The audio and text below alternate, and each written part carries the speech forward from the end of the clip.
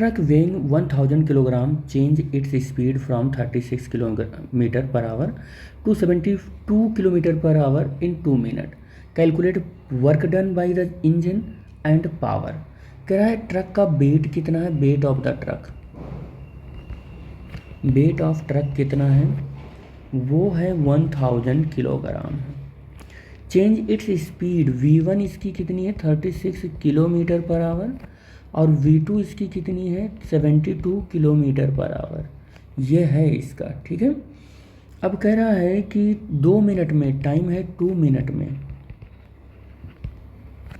अब work done calculate करना है इंजन का। अब सबसे पहले तो इसको 36 को 5/18 से मल्टीप्लाई कर लो और ये कितना आ जाएगा 10 मीटर पर सेकेंड, और ये 72 को 5/18 से मल्टीप्लाई करोगे तो 18 चौक 72 और ये 20 मीटर पर सेकंड इसकी स्पीड आ जाएगी, मतलब किलोमीटर पर आवर से, और हमने मीटर पर आवर में कन्वर्ट किया है 5/18 से वो मल्टीप्लाई करके। और ये 2 मिनट का मतलब हो गया कि 60 से मल्टीप्लाई करोगे तो 120 सेकंड मिल जाएगा।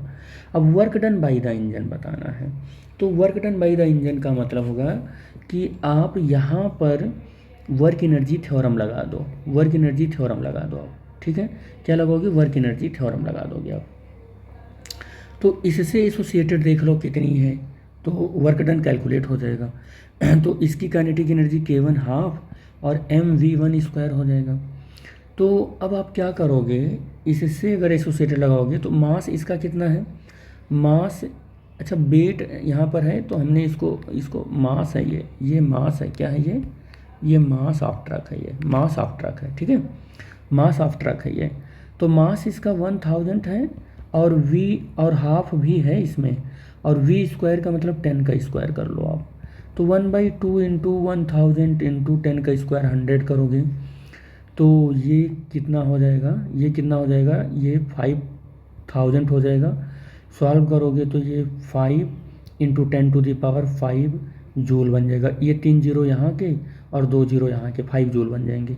इससे एसोसिएटेड काइनेटिक एनर्जी आप चेक करोगे तो m2 और v2 का स्क्वायर हो जाएगा 1/2। m2 की वैल्यू कितनी है, m2 का मतलब m ही है, मास तो वही रहेगा ट्रक का, तो मास वही रहेगा, तो मास तो हमारा 1000 ही रहेगा, और v2 ही केवल चेंज हुआ है तो 20 का स्क्वायर, तो ये इससे 1000 है तो 500 हो जाएगा, तो 500 हो गया। 20 का स्क्वायर 400 हो जाएगा, 20 का स्क्वायर 400 हो जाएगा।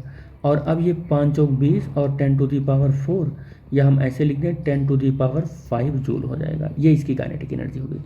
अब कह रहा है work done by the engine, तो work done by the engine क्या हो जाएगा, वर्क एनर्जी थ्योरम से K2 माइनस K1 लगा लो।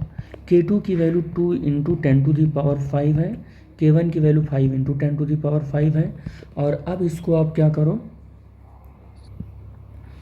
देखो ये जो सॉल्यूशन है थोड़ा सा इसमें एरर आया है। एरर कहाँ आया है मैं ये दिखा रहा हूँ। देखो ये जब आप कैंसिल करोगे 2 से 1000 को तो ये 500 आएगा, 5000 नहीं आएगा। और अब यहाँ पर जो ये सॉल्यूशन आएगा ना, ये 500 इंटू 100 और 5 इंटू 10⁴ जूल आ जाएगा, या 0 पॉइंट, बस ऐसे ही रहने दो इसको। और अब यहाँ पर इसको आप लिख सकते हो, यहाँ पर 20 इंटू 10⁴ जूल ही रहने दो इसको, ठीक है। और अब आप वर्क एनर्जी थ्योरम लगाते हो तो कितना आ जाएगा, 20 इंटू 10⁴ और -5 इंटू 10⁴, यह आ जाएगा 16 इंटू 10⁴, या 1.6 इंटू 10⁵ जूल आ जाएगा, ठीक है। देखो अभी भी गलत हो रहा है ये कितना आ जाएगा, 15 आ जाएगा इंटू 10⁴ और 1.5 इंटू 10⁵ जूल आ जाएगा, ठीक है। इतना वर्क आ जाएगा, ये आपका आंसर हो गया। 1.5 इंटू 10⁵ जूल आ जाएगा, ठीक है। तो ये इसका आंसर हो गया। थोड़ा सा इसमें कैलकुलेशन मिस्टेक हुआ और वो पता नहीं कैसे हो गया। चलो पावर बताना है, तो पावर P = W/T होता है, पावर P = W/T होता है, ठीक है। अब W की वैल्यू तो 1.5 इंटू 10⁵ आ ही गया है। टाइम भी तो आपको मालूम है, वही 120 सेकंड है, तो 120 सेकंड है, तो पावर कैलकुलेट कर लो।